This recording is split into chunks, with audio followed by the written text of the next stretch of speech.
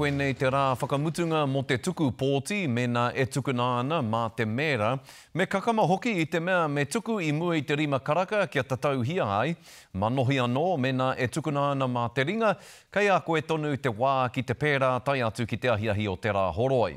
Hei tā ere wera rerekura, aha koa tokomaha ke ngā Māori e aru tūranga ana I ngā kaunihera ārohe I tēnei taunei. Ka are tonu te iwi Māori I te nanaiore ki te pōti.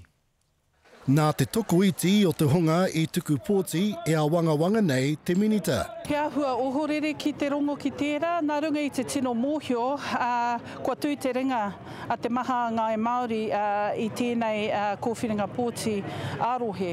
Nō reira, he paupauri anō te rongo ki tērā o ngā tūāhuatanga. Ko te tūmanako a ngā rā e haere ake nei, ka puta mai ngā kai pōti ki te tuku I a rātou pōti.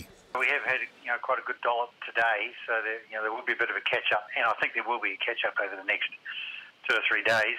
I am hoping for a late surge to get us up to pretty much where we were 3 years ago.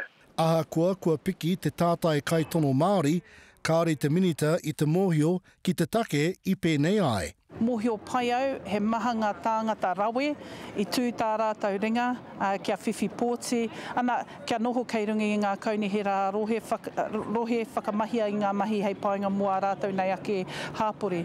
Nō reira kāre au tino mōhio he aha te take ki hai I puta. Te rāpea e pō raru ana ngā kai pōti. It is quite a complex election. There's different voting systems, there's different candidates, there's quite a lot of times where people don't know the candidates and they have to take some time and effort to read the profiles and go through all that process. But at the end of the day, it is people's chance to vote for their leaders in their community. Hioi anō mo te hunga, ka haere a tinana ki te pōti, kāre anō te rā kia tō.